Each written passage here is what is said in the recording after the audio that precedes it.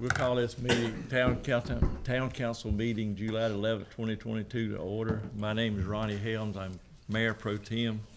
We'll all stand and pledge allegiance to the flag, and then an invitation by Councilman Moody. Pledge allegiance to the flag of the United States of America and to the republic for which it stands, one nation, under God, indivisible, with liberty and justice for all. Let us pray. Dear God, thank you for bringing us here today. Lord, as we do the business of the town, just lead us, guide us, and direct us. In your name I pray. Amen. Amen. And if you would, for our sake and your sake, would you silence your phones so that we won't be interrupted during the meeting?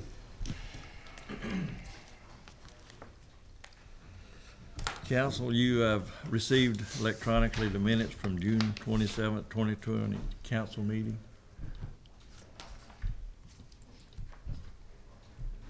Yes. Yes. We did receive them, yes. Yes. Well, we need a motion to approve. So I'll make them, there was a revised version that was sent out late today that had Right. an additional note in it, so I just want to, like to make a motion to accept that one. It was just the latest one. What was that change? I'm sorry. It denoted the discussion on our last meeting about wanting to bring impact fees up at our next meeting. Okay.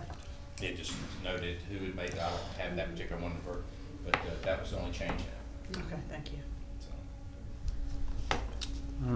Make a motion to approve the minutes. A second. All those in favor? Aye. All those approved? Public comment pursuant to section 2-26 of the Code of Ordinance for the town of Fort Mill, any citizen of the town may appear before council for the purpose of providing public comments on any municipal matter except personnel matters. Those who wish to speak must sign in outside of the council chambers prior to the start of the meeting. Citizens will be given 3 minutes each to speak. Do we have anybody signed up? Yes, sir, we do.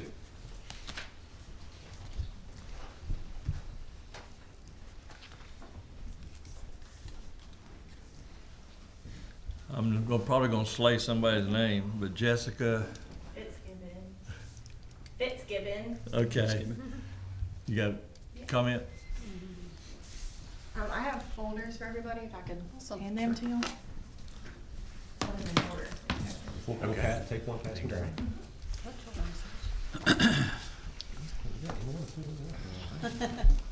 Awesome, thank you.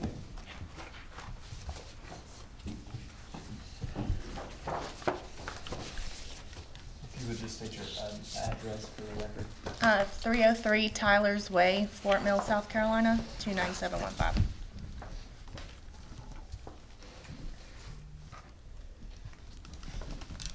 Okay, so I just would like to talk to you guys about the ordinance 4.4, the hogs, chickens, and other fowl ordinance.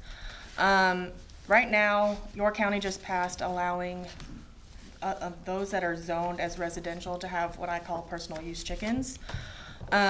Neighboring cities like Tegakay, Rock Hill, and Charlotte, which I've included in that folder, have also passed a personal use chicken law to allow those zoned as residential to have personal use chickens. For Tegakay, they do have some, I want to say, mitigations to allow chickens. So of course you can't have roosters.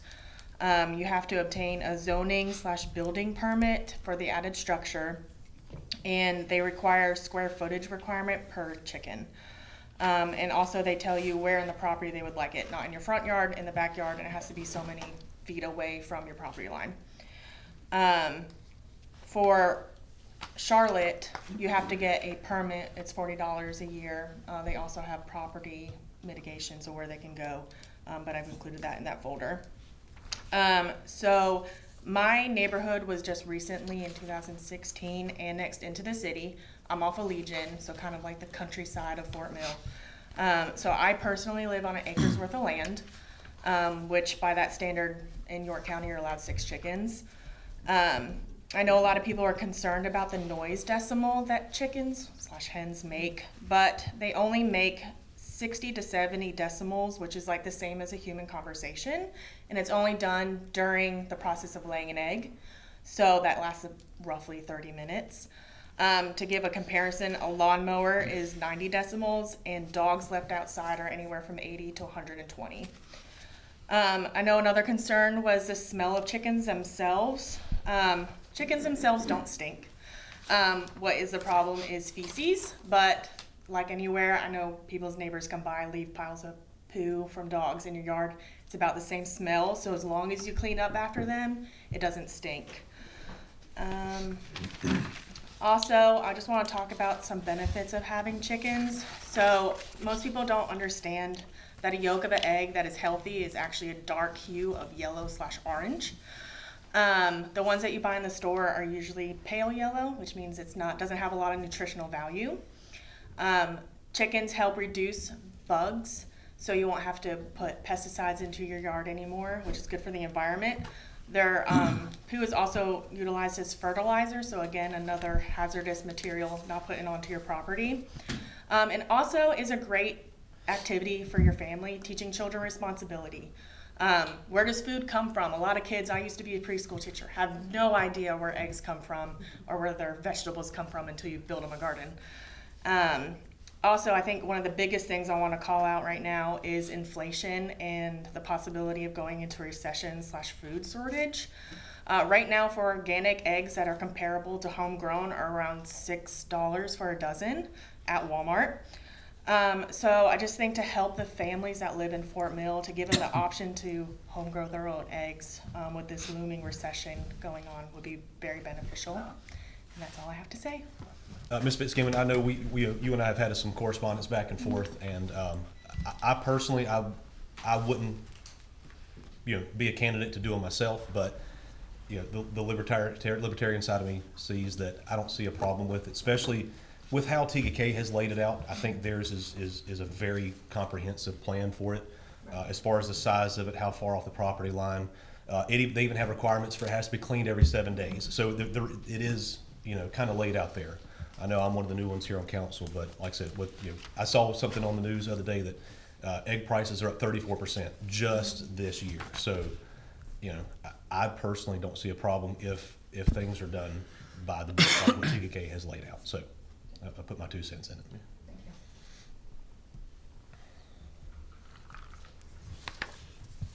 But I see that some neighborhoods would not be a candidate for any kind of animal because of the close proximity of the houses.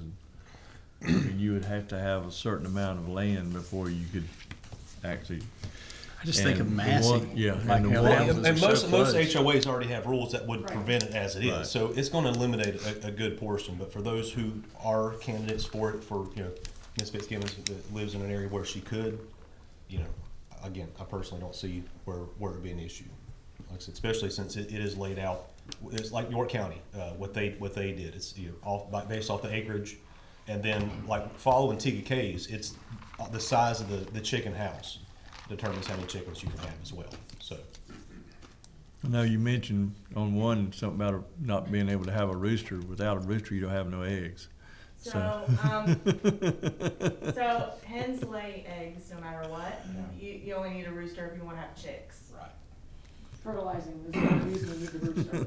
Yeah. Otherwise, they're of no use at all other than to eat. So that does eliminate the 3 a.m. wake up calls. Yes. Yes. Well, most of them crow at night instead of the morning, so. Correct. They get That's true. the Yeah. time from your iPod. The males just get eaten. Yeah. So like I said, considering the cost of everything, I think it's something we should definitely discuss. We can discuss it, look Okay. into it, get some facts and figures together. And then, Thank you. okay? Thank you. There aren't any old business items, new business items.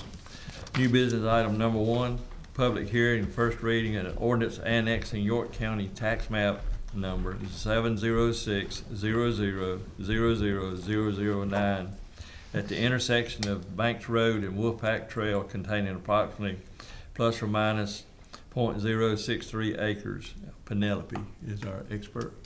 Good evening. I'm a fast walker, Mr. Helms. Well, this is the first reading for the annexation, so we are having a public hearing tonight. At the last minute, staff discovered one of the parcels that went through the through the process with the planning commission was pulled. So tonight is only the one parcel that Mr. Helms just stated for the record. Mr. Garcia would like to have this parcel annexed into the town so he can do a recombination plat.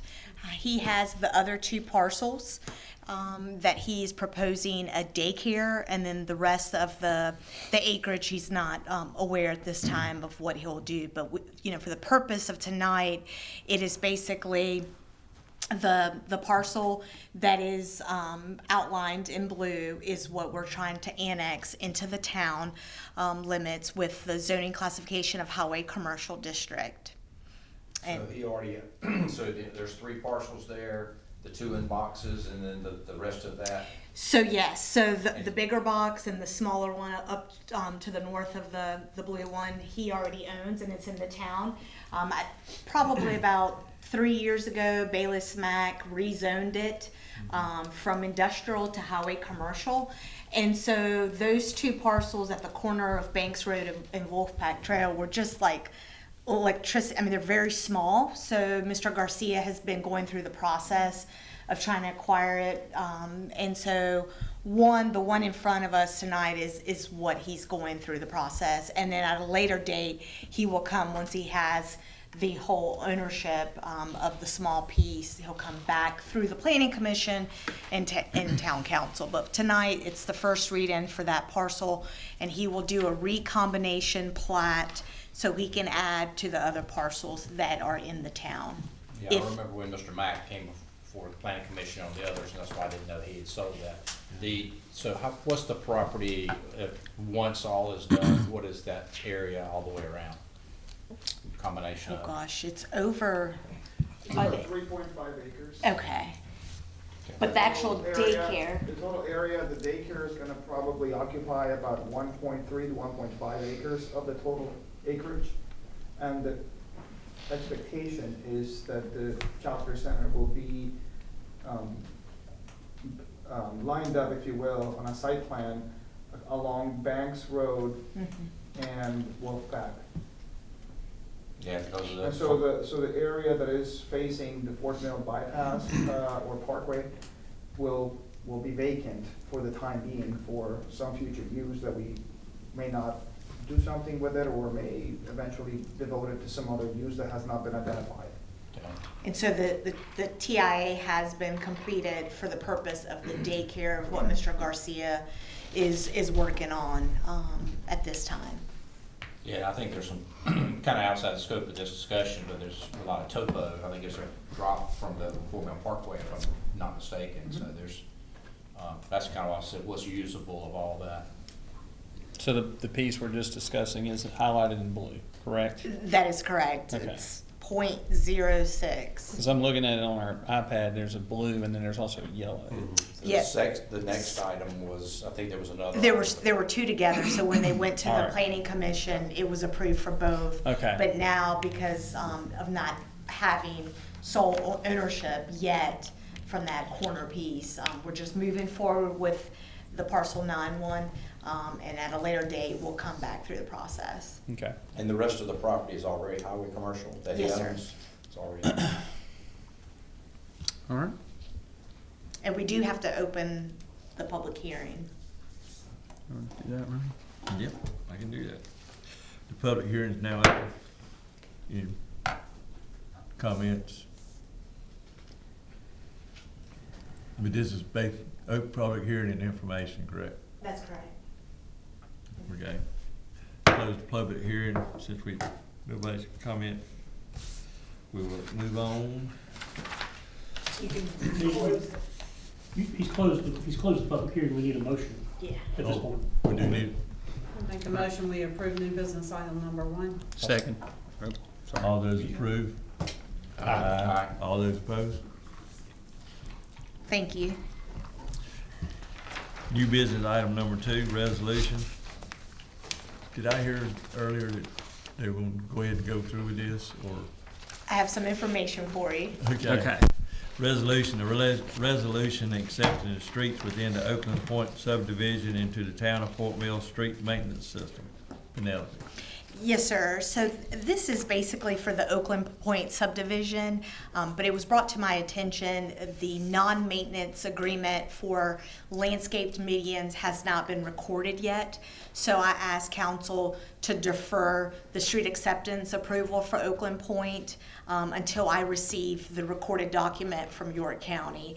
But just as a side note for the audience to know, this is, Oakland Point, about 100 units, single family, that they're ready to have their streets accepted. So I just want to ask for defer so I can receive that recorded easement agreement. So do you anticipate when we would receive it? I know it's kind of a hard question when you're dealing with the county to know when, just. Well, I'm dealing with the Lennar, so the developer. So I'll just hopefully maybe we can get it at the end of the month, or it might be in August. Okay.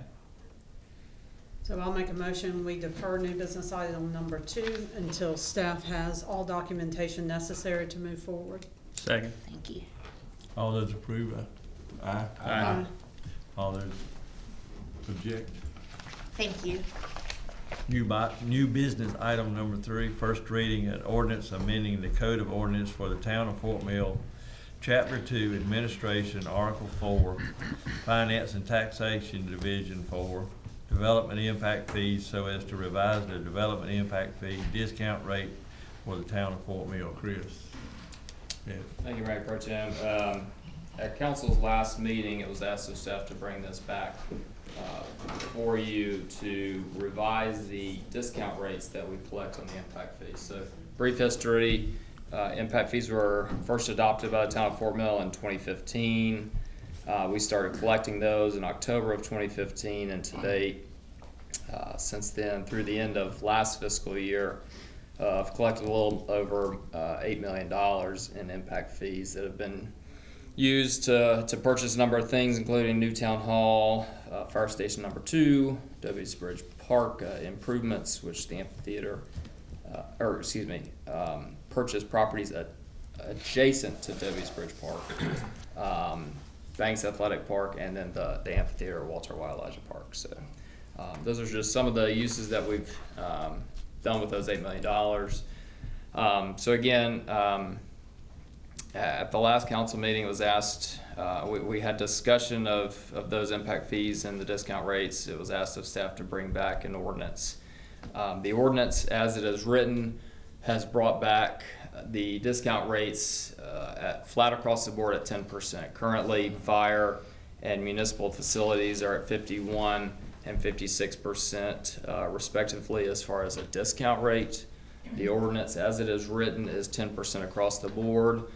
That is what council adopted in July of 2020 when we completed our 5-year update to the study. So we're basically just, the ordinance as it is written brings things back to the way it was adopted when we did completed the update to the study in 2020. With that, really happy to answer any questions. Ultimately, the selection of the discount rates is a policy decision of council. So, Mr. Pettis, I just wanted to clarify, so that's what the rates they were proposing or what they were before COVID. And it's my understanding that there were some changes made during the original impact of COVID to help developers. So we adopted our original impact fees in 2015. You're required every 5 years to redo the program, redo the study. So we redid that study, and at the time of adoption, it was July of 2020. So at that time, we adopted it with 10% across the board discount rates. Following that, there was quite a bit of discussion with COVID ongoing, and in November, I believe, of 2020, the impact fee discount rates for fire and municipal facilities were changed, were increased to 51 and 56% respectively, due to the ongoing pandemic and just the impact that it was having in all sectors of the world. So yes, it was changed in November, but when it was originally adopted in June it was 10% across the board. So we're just kind of doing a reset, just to get that out there. Well, and on my behalf, actually, just recently visited most of the facilities of the town. Primarily, didn't look at the fire departments in the police station, but looked at mostly the public works, operations center, recreation complex at the city hall. And the whole discussion around mostly about impact fees is growth-related requirements, needs for growth. And I will say, first I want to commend the staff for being able to work in some very challenging environments. There are offices built where offices should never have been implemented. Whether storage space is an issue, whether it's meeting space, office space, room to work on vehicles, personnel parking, equipment parking, whatever. So the existing facilities, and the reason I say that, the existing facilities are pretty much maxed out. And I think as the town continues to grow, we know we're gonna need to have additional staff of all departments to provide the same level of services, safety, quality of services. And I think, so I'm pretty sure we're gonna have to, we've actually have a comprehensive study going on right now, doing some projections on the quality of the state of our facilities and where the projections will need. So I think with, impact fees are the best way for growth, to pay for growth. And it's limited to what we can and cannot do with those, but I think it's appropriate to make these adjustments at this time as we prepare for the results of that study. And also, we know we're gonna need additional staff with the existing growth. We've already got several new developments underway. So I think it's a very timely, it's kind of where that discussion came out of the last one. Right now, I don't know if we had to hire 5 people in the operations center, where we'd put them, or park their vehicles, or in town hall. So it's, I think we've pretty much grown out of our facility. I didn't go into the fire. We've got a couple new buildings, but the same idea. I'm sure that's going to be forthcoming. So personally, I think it's very appropriate. I think also it's just a reset. We're not establishing anything new. We're just putting things back as most businesses have as before COVID. So I think personally, I think it's a very appropriate time and much needed for the town to continue to provide a safe and effective environment for our citizens and employees. Well, I can't speak for the fire. After spending some time with Chief Wilkerson, even though we've got a beautiful Station 1 right here in town and a new Station 2 that we're still in the process of the impact fees paying for, is that we already have a need now for a Station 3, and it's it's not getting any better. So it's one of those things that I see the fire definitely. There's a need for it as well immediately. So.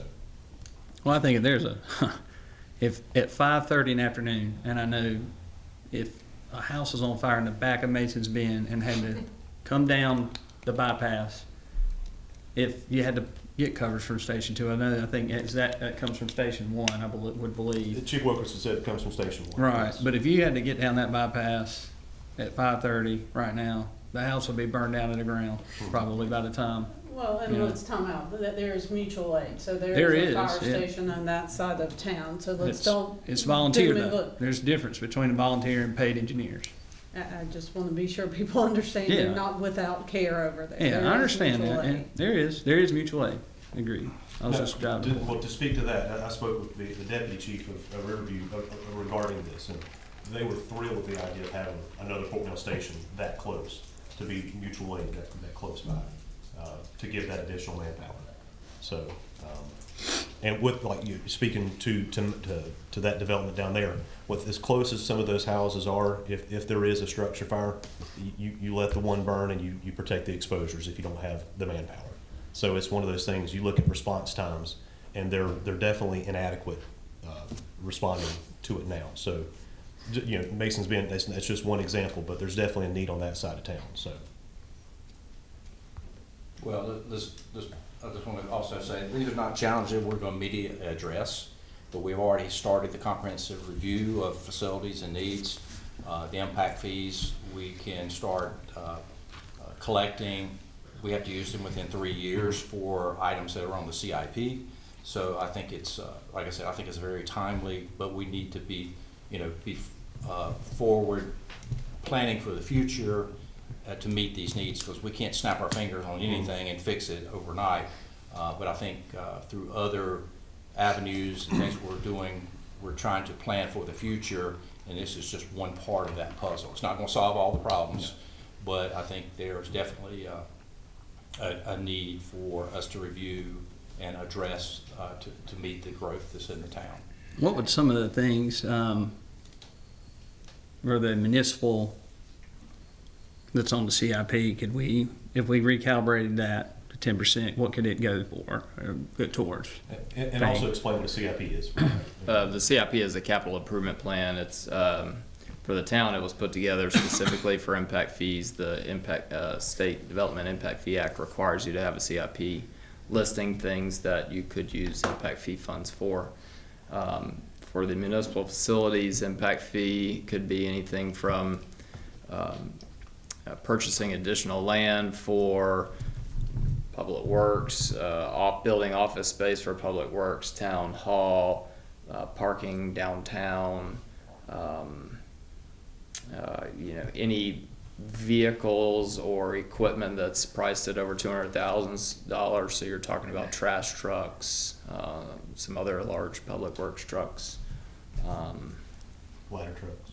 things of that nature. The fire could be used for a ladder truck, or a lot of equipment as far as fire is concerned. So for the fire impact fee, other than trucks, could it purchase gear? Does it get down to that level, really? It has to be a capital expense at Okay. $200,000. All right, okay, so okay, that's more There operational. might be a piece of gear that's $200,000. Yeah, I'm not sure, okay. but typically it's trucks and large vehicles. Okay. Yeah, it's capital, but just remember, it's relative to growth, not Right. replacing. So if there's a truck that needs to be replaced, that's not for general maintenance, it's for, but if we need to add additional fire truck, additional vacuum truck, or whatever it is, there are a lot of guidelines about what it can be used for. But Correct. But I mean, it can be used for, just thinking smaller, non-physical things, it can be used for the purchase of the land for the next town hall. It can be used for, an architect to draw the drawings for the next town hall. So you can do some things to prepare yourself for bigger expenditures that you may or may not be able to use totally with impact fees, but generally speaking, it is used for large capital expenses. yeah, it's Mr. Hudgens and myself were actually on planning commission when we originally did that, so it was a very detailed way the calculations are done, and it's a great and very detailed process, and very restrictive on what it can and cannot be used for. So it's written basically for what the town is facing now with all the growth, to help us meet those needs, as opposed to relying on taxes and general fund for existing citizens. So. Well, I think the advantage of having impact fees, I mean, it doesn't cover operational expense. It doesn't cover the heads, the insurance, but it does help provide for the buildings that, to pay for all the growth of all the new people moving here. Let's just call a spade a spade. I don't really think it's fair that the elderly and people in fixed income in our community foot the bill in the form of taxes for all the growth. I think it needs, and this is a way that allows, I know Mayor Funderburk would say, let growth pay for growth, and this is just a tool that helps us do that. It has to be all of it. We're not gonna be able to keep everything running at a straight line expense-wise forever. I mean, a brick today costs probably double what it was 2 years ago, and so this will help offset some of that, I feel like.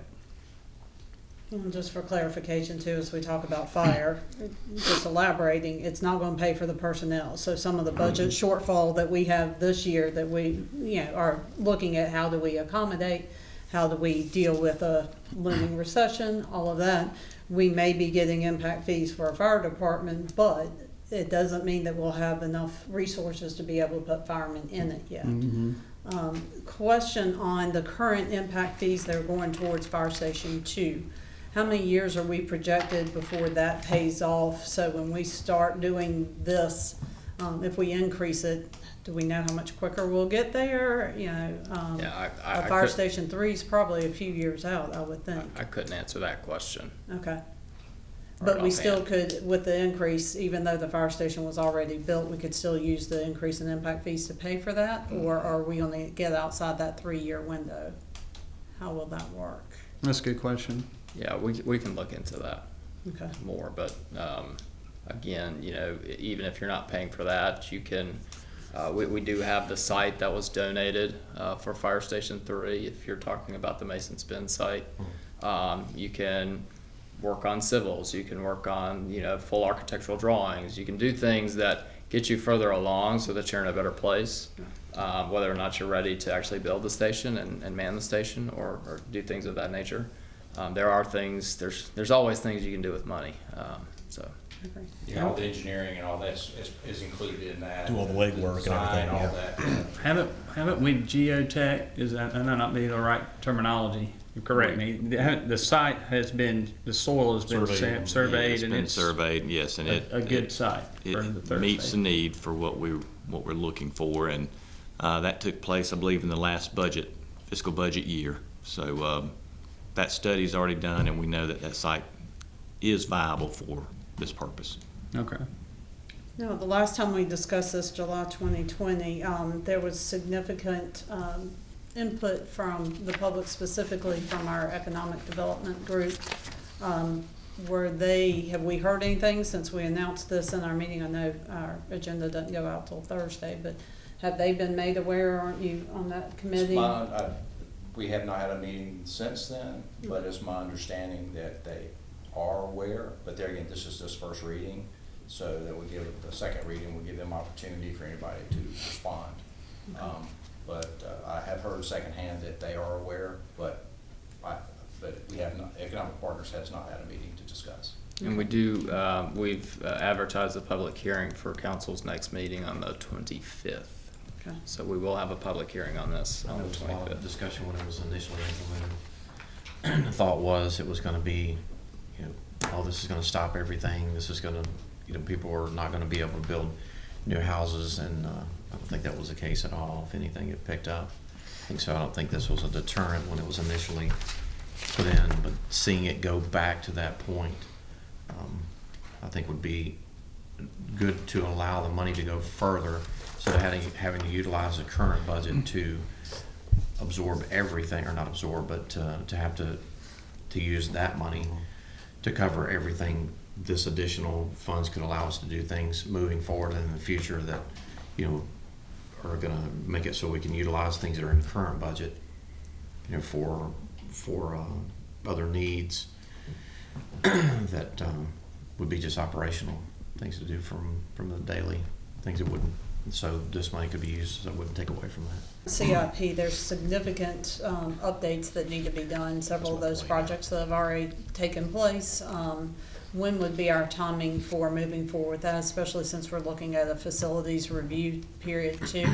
How would staff suggest we structure that timing? We committed a couple of years ago to every budget cycle going through, and as we amend the budget, we'll amend the CIP. So generally speaking, any item that is eligible for impact fee funding, staff would recommend putting it on your CIP. It's not to say that you will use impact fee funds for it, but it gives you the option to use impact fee funds for it. So as we work through the budget and continue to work through the budget up through September, that's when we would be working on the CIP and bring it forward to you, such that, you know, items that have been completed, we roll off, or we, you know, as I think you had mentioned, Mark, notate in some way these are ongoing items and kind of update it a little bit, but anything that's in the budget that's moving forward for next fiscal year that's eligible for impact fee fundings, we would add. And I just feel like we're a little bit backwards in how we're doing the timing of this, and that we're talking about let's raise impact fees, and we haven't finalized the CIP, or at least got a draft of it. However, we all know there's projects out there that will certainly be adding and Yes. covering Yeah. it. So, you know, it just feels a little backwards how we're doing it. I agree. But, Yeah. but it's also, you know, takes time, and we'll get there, and we know we can spend the money, as you said, once it comes in, okay? Well, there are existing things on the CIP that are still pending. I mean, parking is one. Yeah. There's a lot of things, if we didn't add one thing to it, there's plenty of projects that are pending.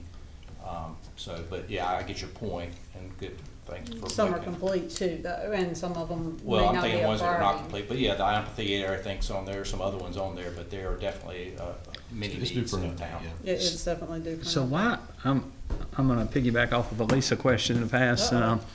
But so, when I look at our neighbor, just, I guess, where, west of us, TKK, how is their max, even though I think population-wise they're smaller than us, I'm looking at theirs, single-family unit, $6,676 per dwelling, and this new max for ours, if we go 10, is 2,825. You know, they're 3851. It looks like bulk of theirs goes to Parks and Rec at almost $4,317 per unit, where ours is at 1,342. And I think that might be attributed to the golf course that they have, but I might Yeah. be wrong. So there's probably quite a few things at play there, but the biggest thing is basically when you do the impact fee study, it's trying to determine a per capita per person cost, and so they have less people, but they own more as far as parks and rec facilities. The golf course is a huge item that they own. Valuation-wise, that goes into that equation that spits out the larger number. Okay. A lot of our facilities for parks especially have been donated to us. So if you look at Leroy Springs Complex, what used to be Leroy Springs Complex, now the YMCA, if you look at Walter Elijah Park, we've only recently taken over ownership of that.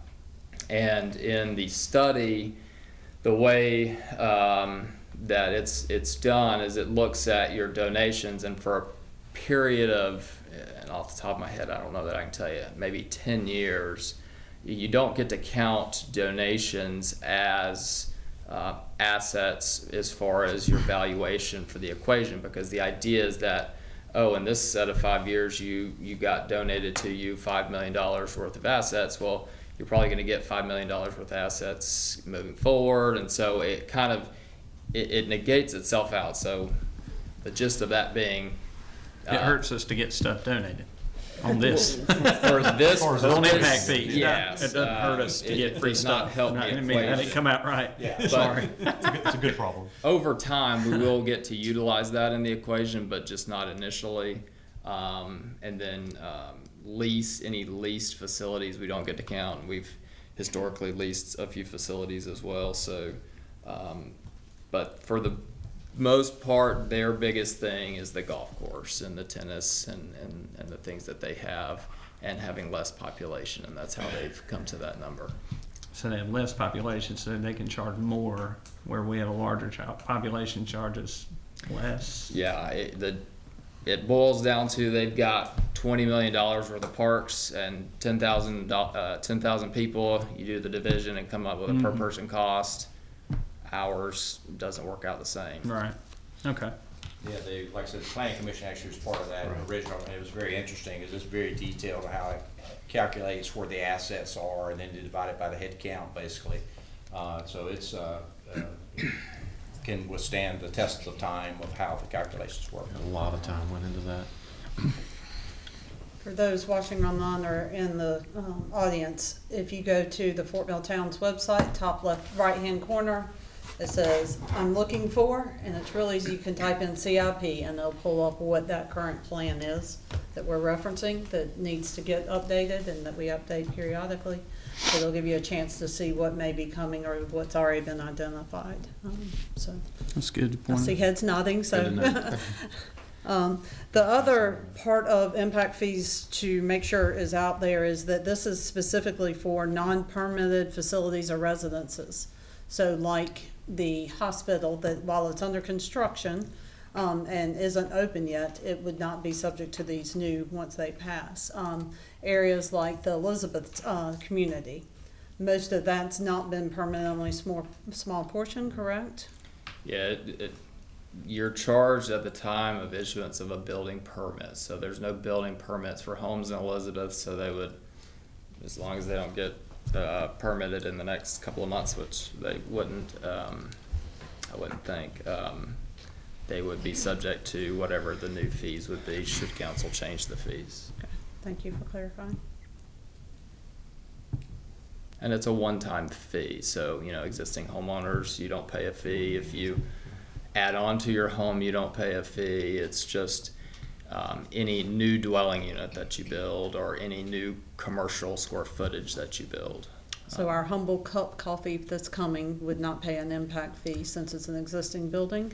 There are situations where if, let's just take, let's say you have what used to be a residential structure and you put a McDonald's in it, you get a credit for the residential side of things, but you have to pay the difference of what a commercial McDonald's would charge. So there are situations where if you go into an existing facility where the use was significantly different, you do have to pay the difference. But those don't happen too often. Typically, if it's an office, next person comes in, it's going to be an office, so you don't pay anything. But a house to a McDonald's or a house to a Starbucks, yes, you're going to have to pay an impact fee, but you would get a credit for whatever it was. And if somebody's interested in developing business, home, whatever, who would they contact staff-wise to ask questions about their impact fees? They can call our planning department, and anybody would be happy to answer any questions. Thank you. And as far as the Fort Mill School District impact fee, they would need to call York County for that. Yeah, I just want to make clarification. A lot of folks call the town for that, but that's a York County impact fee, so they would need to call York County. These are two different things. Correct. And we have no oversight onto the schools. Correct.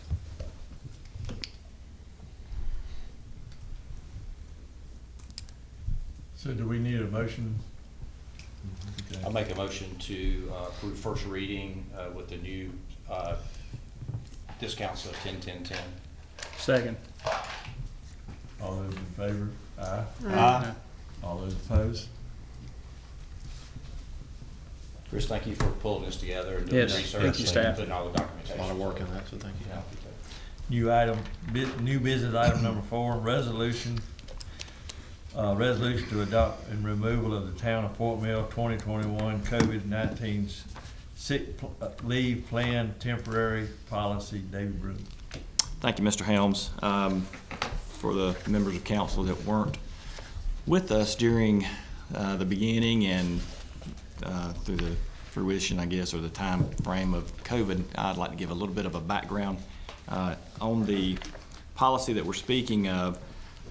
So everyone knows COVID came about and impacted us starting around early to mid-March of 2020. The federal government enacted a Family First coronavirus response on April 1st of 2020, which required employers to provide their staff with 80 hours of sick time that could be used toward COVID sickness and or quarantine requirements. Town, obviously, we did that. They did have an expiration on that program, which ended December 31st of 2020. Of course, COVID-19 was still affecting our workforce, and Town Council recognized the financial hardship on staff when following the COVID guidelines for quarantine. So because of that, in February of 2021, Town Council extended the coverage by the town for up to 80 hours for anyone that had not exhausted the previous 80-hour program. That plan had an expiration date of March 31st, 2021. So after March, as the weather started warming up, COVID-19 somewhat eased up during the warmer months, only to return in late 2021. So staff started recognizing around the November time frame that cases were ramping back up. There were, again, we were still under COVID guidelines and quarantine guidelines for work-related items. So staff brought back to council a temporary plan, and Town Council had approved that temporary plan to provide the coverage for anyone who had not previously exhausted their 80 hours. So during this time frame, we were just carrying, the government required us to provide 80 hours. Once someone used up the 80 hours, they had to use their own personal sick time or vacation time for COVID-related items. So each time a policy was enacted, it just carried over and allowed anyone that had not been affected by COVID and had not used all of the 80 hours, the ability to use up to whatever remaining hours of that 80 that they had for them. And so that was in December of 2021, and so at the time, that policy itself allowed the town to reimburse staff for personal sick time used, as well as cover new hires that had no sick time on the books at the time. And the policy was used for those employees whose COVID exposures were reasonably connected to work relatedness. So the time frame that there was no policy in place. If someone was affected by COVID, they were using their sick time, and so this policy kind of helped them recover that. And so we did that, enacted that in January timeframe of 2021. And that temporary policy has been in place since then and did not have an expiration date associated with it. Town council at the time asked staff to review it after 6 months, bring it back to you to provide you some information on that policy. I'm happy to say that in the past 6 months, we've not had to utilize that policy for anyone. So we've been very fortunate with that. And now, you know, the pandemic officially ended in, I think it was March of 2021, around that time frame, by CDC policies, and so we have not had to again utilize any of this policy. I would like to share that the temporary resolution did allow us to pay employees for 184 hours of time lost at a cost of $2,902.97. We also reimbursed sick time of 537.75 hours,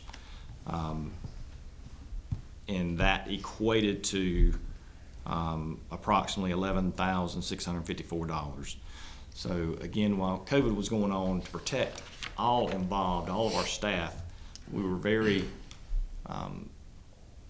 we stressed the importance of staying home if you're sick, and get tested for COVID and make sure we're following all the COVID guidelines.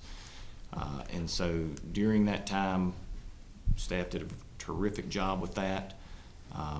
We utilized these hours as they were planned, and we're just very thankful that we're out of the pandemic at the current moment, and we're very appreciative to town council for your support of all of town staff and recognizing the hardships that COVID placed on our town staff. So since we've not used or had the need to use this policy over the last 6 months, we brought it back for you and believe that it would be okay to go ahead and remove this, update our policy to remove this temporary policy.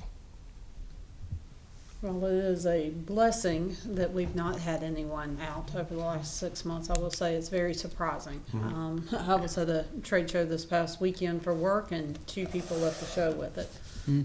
I'll be going to another one, and I'm hopeful that it won't ruin my vacation and come back with it again. So I do have concerns that while the pandemic word may be gone, the disease itself has not, and it's definitely impacting.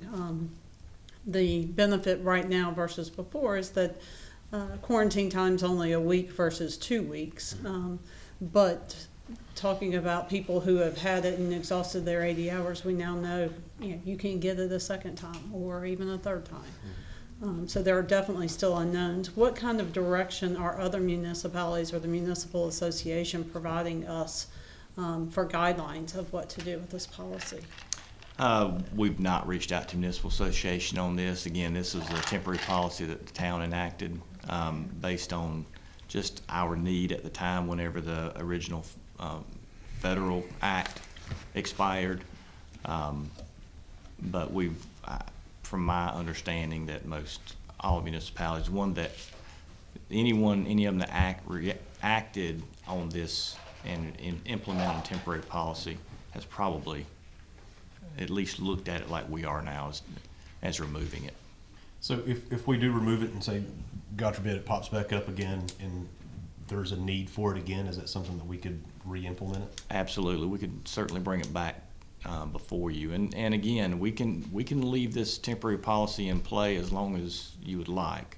It's just we after a 6-month review, the report that we have is we've not had a need to use that. So it's certainly up to you whether you want to keep it in as a policy or if you would like to remove it.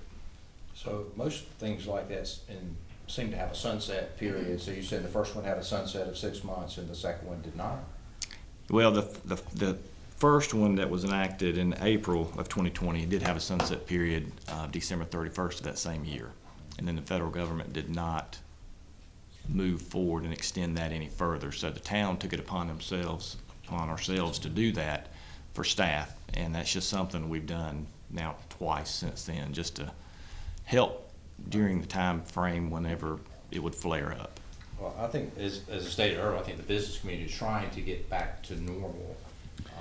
Since this is not final, we can always bring it back if we need to, but I think as we're trying to get back to a normal environment, I think it's appropriate to definitely look at removing it. I assume our HR manager is probably leading this effort because it would complicate any new hires and who was hired on at the time or this, that, and the other. But I think it was great for the town to offer that to the staff. But I think hopefully we're moving on. We'll have to come up with one for monkeypox next. So.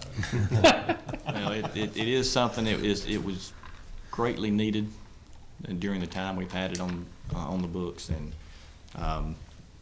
during the COVID pandemic, staff was able to find ways to work from home when needed, and so when you start weighing out if someone is under a quarantine period now, then we try to find a way if they can work from home, so that it doesn't affect any of the sick time. So I think that had some effect over the last several months. Okay. I was going to say, because there had to be staff members that were exposed and not coming into the office. So you're just saying they may have been exposed, they just didn't take sick days and worked from home. Right. That's very possible. I was one of those. Okay. I was under quarantine and I worked from home every day. Had that ability, but not all of staff has that ability. Right. The ones that are, we make sure that we provided them all the tools necessary to do that.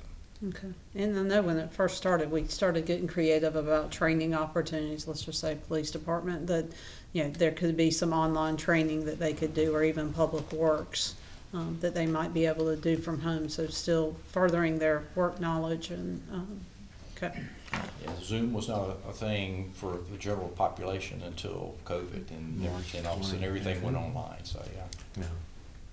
That and QR codes. Yes. Okay, well, that makes me feel better if the ordinance goes away or the policy goes away, knowing that we have something in place to keep people working and they're not using up their days. Because, again, school starting back, people vacationing, I have a feeling while it may not, I pray it doesn't get to the level it was before, I still want people to work and not use up their days because, hopefully they can be able to work. All right. So I'll accept that motion.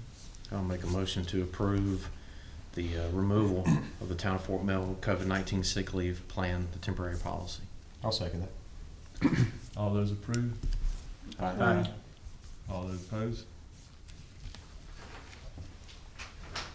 Next thing we have is the information for discussion. Information discussion item number 1, Trail Master Plan update. Chris Pettit. Thank you, Mayor Pro Tem. Bring this forward to you. This is an item that we budgeted this year to develop a master plan for trails throughout the entirety of the town, create a vision for trails, and a implementable plan for getting there over the next 10 to 20 years.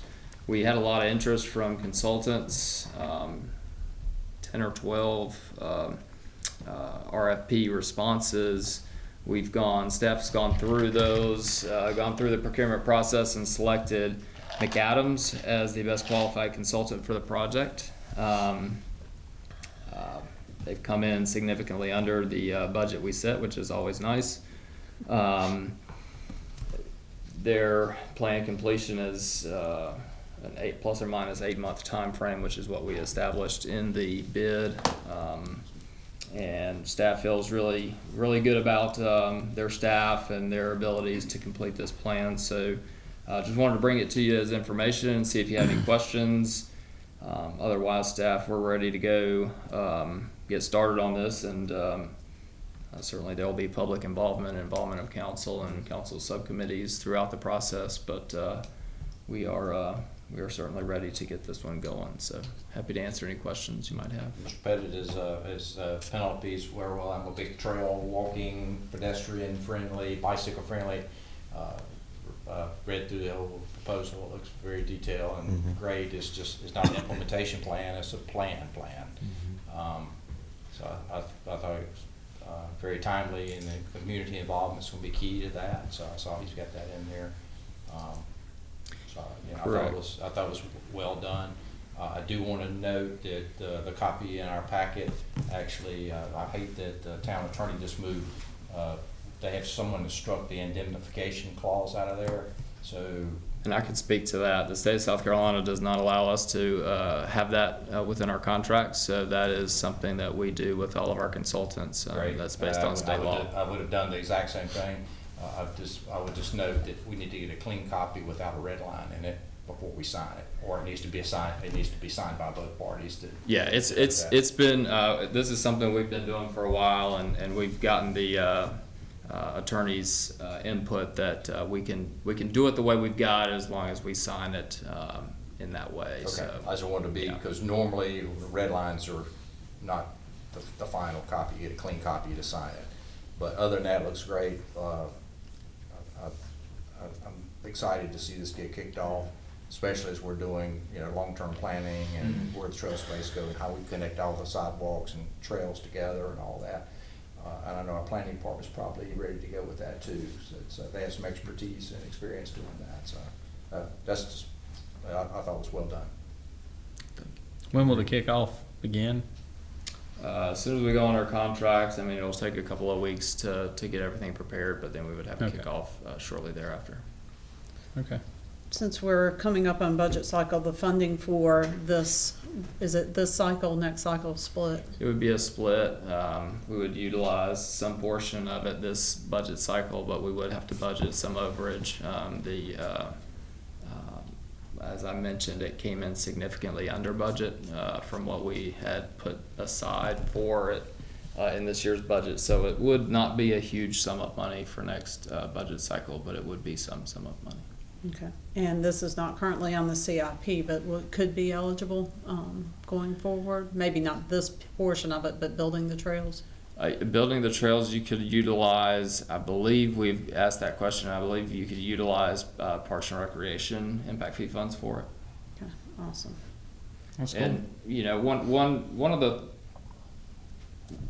one main purpose of having a master plan is it enhances your abilities to get grants.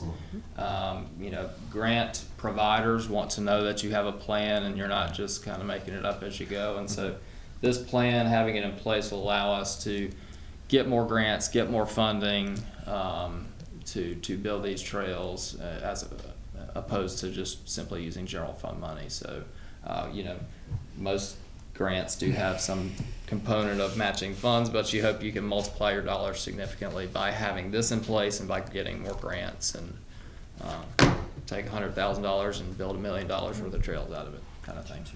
I think actually they said they would help apply or enlighten us on how to apply for grants. Funding sources and everything, yeah, says it in there, yeah. Project. Correct. Also naming rights grants type thing too. Mr. Helms will name it after you with a precious donation. 100,000. After I'm That's gone. what I say. Or we can recycle more bags and get more park benches along it. Yeah. Well, you already got a chair in there, right? Yeah, So- exactly. When you look at the McAdams Group, are there any other local projects we might know or recognize of work that they've done in the area? I noticed they were out of Durham, I believe. Penelope, Oh, can you actually, speak to this that is one? Charlotte, but they're They funding. have a Charlotte office. Okay. I know they've done some work, with the city of Concord, and other small projects with the city of Charlotte as well, with the Sugar Creek and, master plans for Parks and Rec for Pineville, as well, so. And haven't they had the Cross Charlotte Trail, part I of, think there's like different, there's some of their staff different members? segments, and where they might have worked at a previous different firm, yes, there is experience. So they're well qualified to. And they bring, So they're well qualified to take on Oh, this yes, project. yeah. Okay. and they also bring on other organizations, like the pedestrians, there's other groups that they're using learnings from that to pull it into it. That is correct, using, RFAT's, our studies that they've done with the bike ped. But we are very, happy to see so many, almost a dozen applicants, qualified applicants. It was very tough, but we are very happy to have McAdams, be the award winner for the RFP. Great. And as we talk about the grant piece of it, and we move forward with this, I'd love to see staff's idea of some of the grants and how we're gonna move forward, who's gonna own that, and working with McAdams especially, because of their willingness to help us get there. So I imagine Penelope's gonna be, doing even more work. Yeah, so as what Mr. Pettit suggested, once we have this master plan, then one of the funding mechanisms that we have here locally is the Carolina Thread Trail. Correct. So we can apply for construction grants, and that would help our grant application. And then also there's other agencies, Duke Energy, but the planning department would work with McAdams and look at other funding sources. But this is a great step for the council for giving us the funding to establish the master plan, but because it'll help us in the long run. Right. And this is separate from the Greenway, so the idea would be it would be a free trail. You wouldn't have to pay for use, although taxpayer dollars pay for it, so Yes, it'll ultimately be you open are. to the public. Correct. How many companies put in bids? It was 11 or 12 or 10, 11, 12, something like that. No. It was a very large selection. It was a stack of reading about that much that a lot of us did, so Okay, quite entertaining. sounds exciting. Thank you. Yeah, it's a fun project, absolutely. And will this information go into our our facilities planning that we're doing? I'm assuming this is gonna be a piece of it. Well, it's just the trail, we've talked about some trailheads I and think different the things. project itself would handle the facility needs portion of it. So our current study that we're starting and working on for our current facilities, I don't think needs to address that because I think it'll be addressed through this project. Perfect, okay, just wanna be sure, thank you. Mr. Pat, one question, just curious, what is the venue of law of North Carolina, not South Carolina? I mean, they're a North Carolina company, but I would just thought that we would just by default, just like you're talking about indemnification. Section 20, this is construed in course with state of laws of state of North Carolina. We can certainly have that changed. That may have been an oversight, or Okay. I may have accidentally provided the wrong copy, that honestly, but Gotcha. we'll take a look at that. This is not a signed copy, so. Exactly, that's why and that's interesting though, about the red line too, because that's just, it's a guy who spent way too much time on legal documents. I'm just, You're bored and like to read a lot of legality. no, I don't like reading them.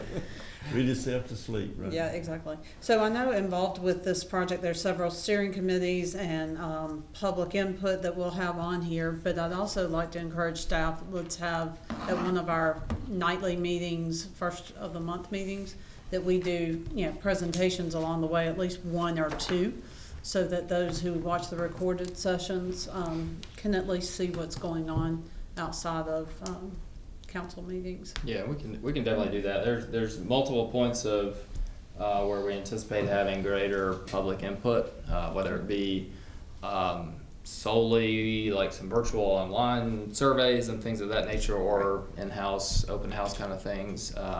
We can have recaps and do all those sorts of things at our meetings. And there's easily. information on our website, so linking it there is always the easy place to go.